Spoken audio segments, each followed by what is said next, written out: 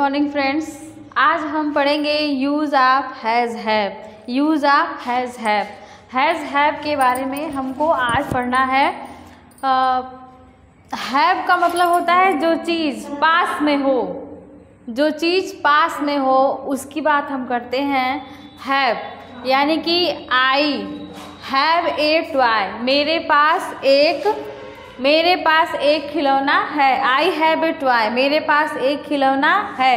दूसरा है we have a house, we have a house, हमारे पास एक घर है, हमारे पास एक घर है। तीसरा इसमें देखिए दिया है you have 4 cars, you have 4 cars, तुम्हारे पास 4 कार हैं, तुम्हारे पास 4 कार हैं। चौथा दिया he has a cute cat, he has a cute cat.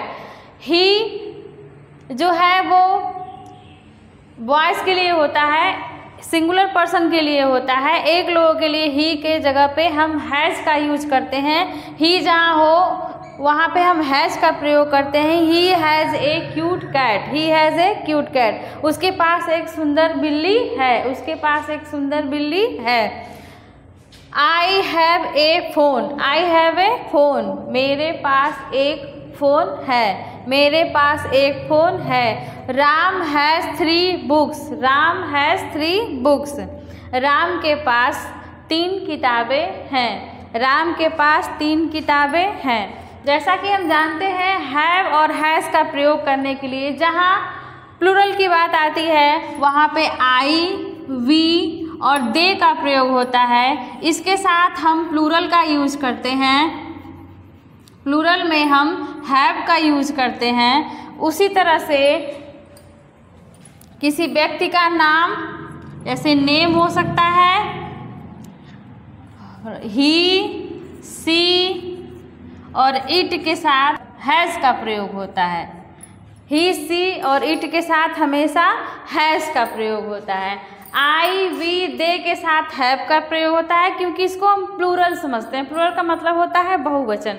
बहुवचन में जो चीज़ें आती हैं उसको हम हैव से स्टार्टिंग करते हैं, और जहाँ सिंगुलर पर्सन में आता है, सिंगुलर में आता है, वहाँ हम हैज़ का यूज करते हैं।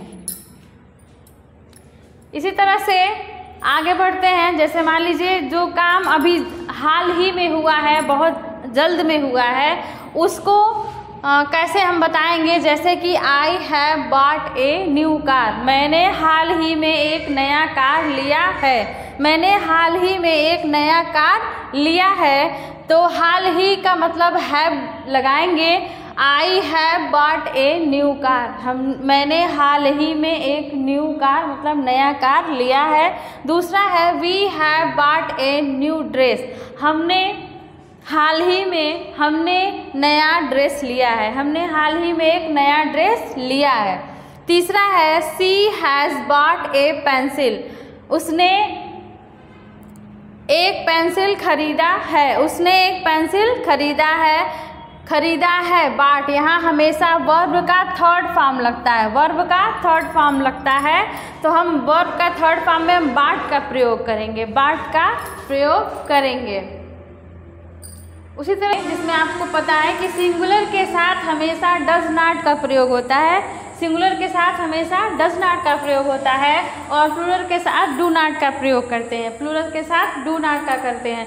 इसमें डायरेक्ट हैव के साथ हम नॉट का प्रयोग नहीं कर सकते हैं, इसमें फॉर्म चेंज होता है। यहाँ पे डज और डू नॉट का प्रयोग किया जाता है। जैसे मेरे पास एक कार नहीं है, तो I do not have a car, मेरे पास एक कार नहीं है, तो I do not have a car, I do not have a car. दूसरा है हमारे पास नए कपड़े नहीं हैं, हमारे पास नए कपड़े नहीं हैं, तो we do not have new cloth, we do not have new cloth, we do not have new cloth. तीसरा है सोहन के पास 4 किताबें नहीं हैं, तो Sohan does not have 4 books. अब यहाँ डज नॉट हम क्यों लिखे हैं, क्योंकि आई जो है वो प्लूरल है और किसी व्यक्ति का नाम है तो वो सिंगुलर है, तो सिंगुलर के साथ हमेशा हम डज नॉट का प्रयोग करते हैं और प्लूरल के साथ हमेशा डू नॉट का प्रयोग करते हैं। तो यहाँ सोहन है तो इसका मतलब सिंगुलर है, एक व्यक्ति के लिए कहा जा रहा है। तो सोहन के साथ हमेशा, जैसे मान लीजिए नाम के साथ हमेशा डज नॉट का प्रयोग किया जाता है। तो Sohan does not have 4 books, Sohan के पास 4 किताबें नहीं हैं। चौथा है उसके पास कलम नहीं है, उसके पास कलम नहीं है। तो he does not have pen. अब ही के साथ डज नॉट का यूज किए हैं। अब क्यों किए हैं? आपको पता है कि ही जो है वो सिंगुलर में आता है, क्योंकि एक व्यक्ति के लिए कहा जा रहा है, तो सिंगुलर में है। तो he does not have pen. पांचवा है उनके पास घर नहीं है, उनके पास घर नहीं है। अब देखिए ये भी प्लूरल है, क्योंकि उनके इसका मतलब दे, तो they do not have a house, they do not have a house, उनके पास घर नहीं है। नेक्स्ट है आपके पास पैसे नहीं हैं, आपके पास पैसे नहीं हैं। You do not have money, you do not have money.